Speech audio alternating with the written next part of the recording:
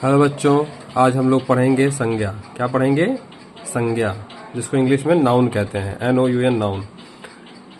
हमारे हिंदी व्याकरण में हम लोग पहले संज्ञा से शुरू करते हैं। ठीक है, बहुत आसान है, इसको समझना है। संज्ञा किसी व्यक्ति, वस्तु, स्थान, पदार्थ या द्रव्य, भाव आदि के नाम को संज्ञा कहते हैं। एक सिंपल सी परिभाषा है छोटे बच्चों के लिए, इसको आप याद कर सकते हैं। किसी व्यक्ति, वस्तु, स्थान, पदार्थ या भाव के नाम को संज्ञा कहते हैं। जैसे व्यक्ति के लिए श्याम हो गया, राम हो गया, सचिन, कोहली, युवराज, सीता, गीता, कुछ भी नाम ले लो, ये हमारा व्यक्ति से संबंधित हो गया। वस्तु में कुर्सी, मेज, पेन, कॉपी, मोबाइल, कुछ भी ले सकते हैं हम, ये वस्तु हो गई हमारी। स्थान में आगरा, दिल्ली, प्रयागराज, अयोध्या, इन सब चीज़ों का हम एग्जाम्पल ले सकते हैं। पदार्थ में हम सोना, चांदी, तेल, चीनी, दाल, जो चीज़ तौली मापी जा सके, जिसका कोई भार हो, ठीक है, इन सब चीज़ों को ले सकते हैं। भाव मतलब होता है जैसे आपके अंदर जो भावनाएं होती हैं, उसमें क्रोध, भय, उत्साह, ठीक है, ये सब चीज़ें क्रोध, इस तरह की जो चीज़ें हमको कहीं पे दिखाई पड़ती हैं तो ये हमारी संज्ञा कहलाती हैं। ठीक है, संज्ञा के भेद आइए हम देखते हैं। कितने भेद हैं संज्ञा के? हमारे कितने भेद हैं? 5 भेद हैं। कितने भेद हैं? 5 भेद हैं।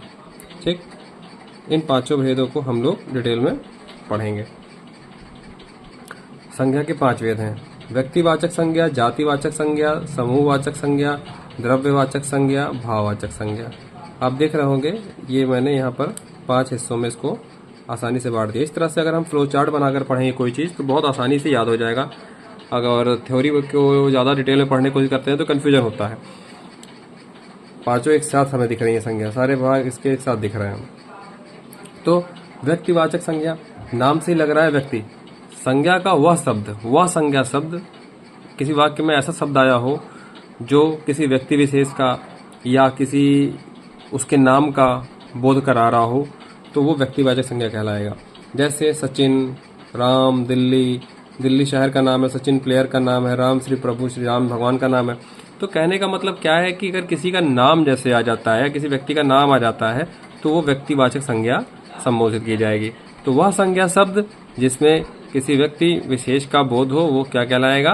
व्यक्तिवाचक संज्ञा। ठीक, अब जातिवाचक में आते हैं। अब किसी व्यक्ति का नाम न लेकर के, ठीक है, एक जाति, प्रजाति या वर्ग विशेष का बोध कराए, वह संज्ञा शब्द जो किसी जाति, वर्ग या प्रजाति का बोध कराए, वो क्या कहलाता है? जातिवाचक संज्ञा। जैसे यहाँ पे हम ले सकते हैं लड़का। लड़का एक प्रजाति है, ठीक है, लड़की एक प्रजाति है। अब लड़की का नाम होता अगर, जैसे लड़के का नाम हो गया श्याम, तो श्याम हमारा ये व्यक्तिवाचक संज्ञा हो जाएगा। लेकिन लड़का जब बोलेंगे तो हमारा जातिवाचक संज्ञा आ गया। लड़की है तो लड़की क्या हो गई? व्यक्तिवाचक संज्ञा नहीं, जातिवाचक संज्ञा है। और लड़की का नाम अगर ले लिए, जैसे रीता, सुनीता, लक्ष्मी, कुछ भी, तो ये क्या हो गया? व्यक्तिवाचक संज्ञा हो गया।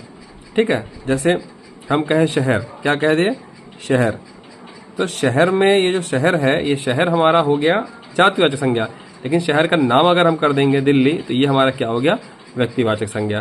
तो ये हमारा व्यक्ति विशेष को संबोधित करता है, ये हमारा किसी तरह की जाति, प्रजाति, ठीक है, उसके वर्ग को वो करता है, संबोधित करता है। आइए अब तीसरा देखते हैं, समूहवाचक संज्ञा। समूह आप शब्द से ही समझ रहे होंगे कि समूह का मतलब होता है कि झुंड हो, टोली हो, टीम हो, ठीक है, इन सब आदि चीज़ों का, जहाँ पर अधिक चीज़ें दिखें एक साथ, झुंड में दिखें, उसको हम लोग समूहवाचक संज्ञा से संबोधित करेंगे।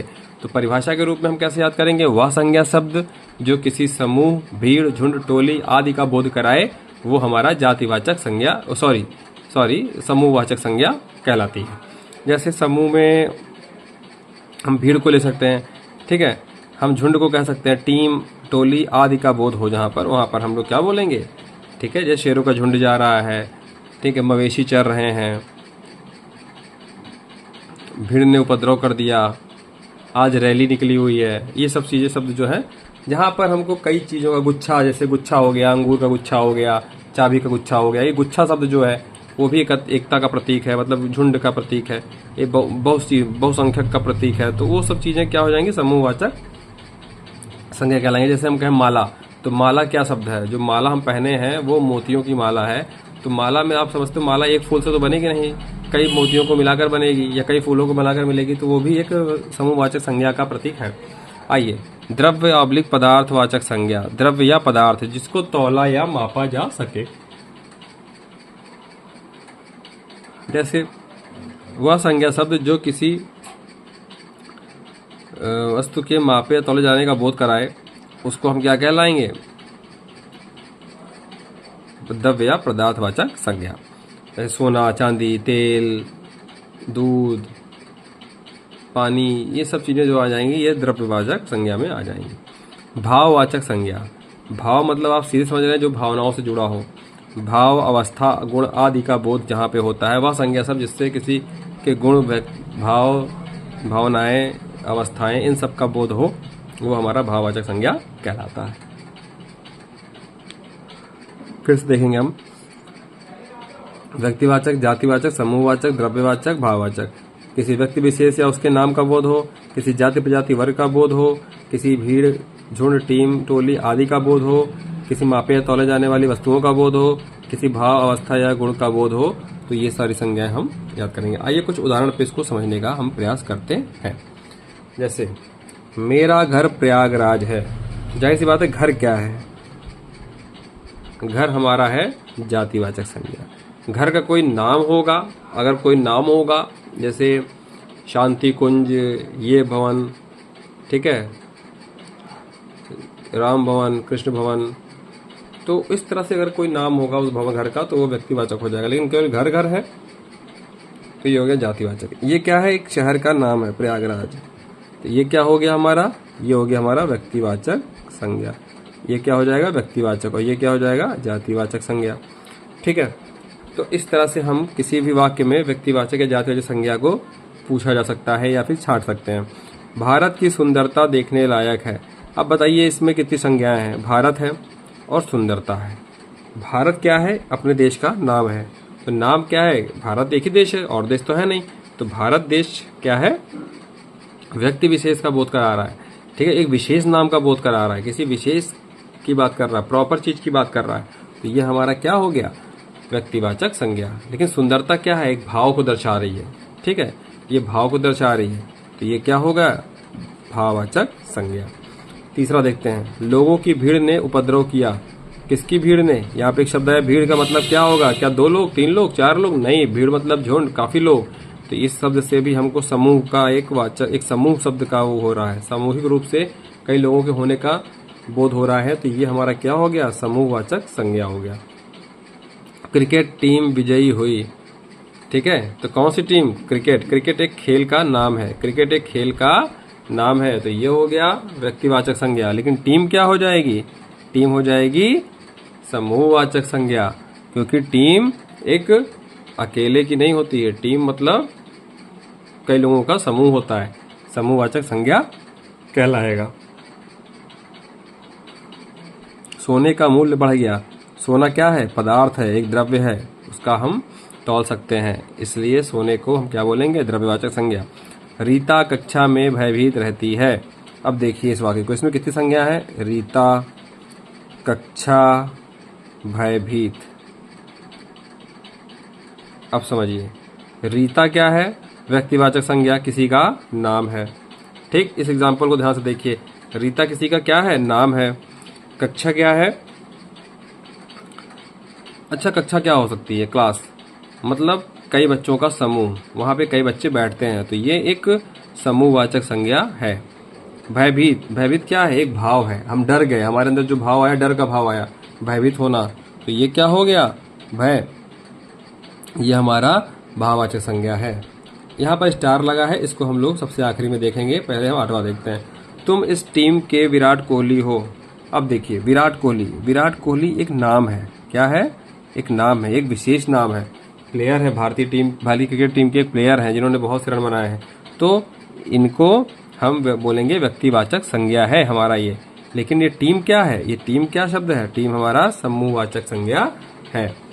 दोनों गुटों में झगड़ा हो गया। किसमें हो गया? गुटों में। गुटों मतलब 2 समुदाय या 2 झुंडों में झगड़ा हो गया, तो ये गुट क्या है? हमारा समूहवाचक संज्ञा है। ऐसे शब्दों का अर्थ जानते रहेंगे तो हम इसको आसानी से कर सकेंगे।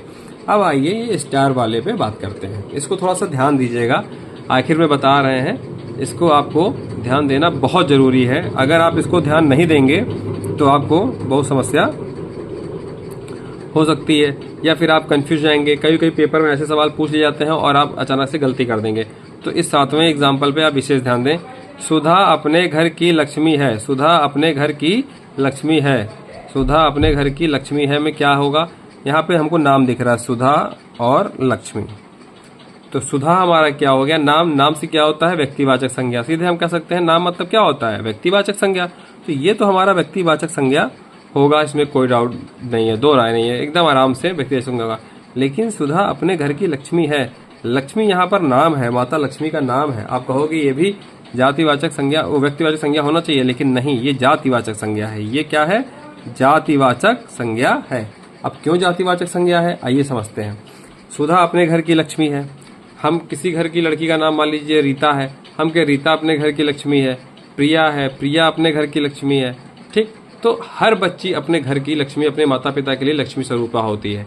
तो लक्ष्मी स्वरूपा, लक्ष्मी एक तुलनात्मक शब्द है, एक उपाधि है, और ये उपाधि एक विशेष जाति का बोध कराता है कि लक्ष्मी जैसी लड़की, मतलब धन, वैभव, संपन्नता का प्रतीक जो होते हैं, ठीक है, उसको समृद्धि का प्रतीक होते हैं, उसको हम लक्ष्मी के नाम से संबोधित करते हैं। तो यहाँ पर ये लक्ष्मी नाम ना हो करके, प्रॉपर देवी माता ना हो करके, उनका प्रतीक, अगर उनके जैसा एक वर्ग, एक प्रजाति का बोध करा रहा है कि यह लक्ष्मी अपने घर की लक्ष्मी है।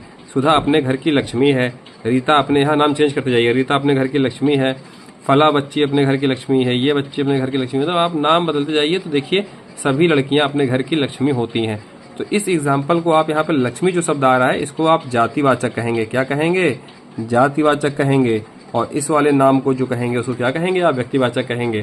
तो यहाँ पर नाम दोनों है, लेकिन एक हमारा जातिवाचक है और एक हमारा, एक व्यक्तिवाचक है और एक हमारा जातिवाचक है।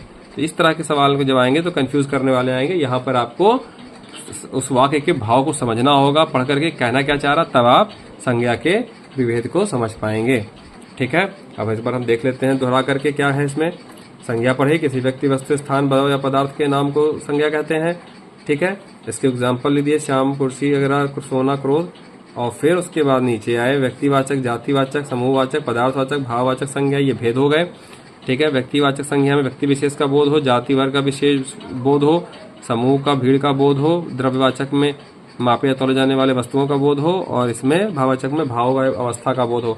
हाँ, जैसे हम कहें बचपन, मेरा बचपन बहुत ही अच्छा था, तो बचपन क्या होता है, बचपन एक अवस्था है ना। तो बचपन, बुढ़ापा, जवानी, ये सब चीजें क्या है, ये सब भी हमारी भाववाचक संज्ञा का उदाहरण हो सकती हैं।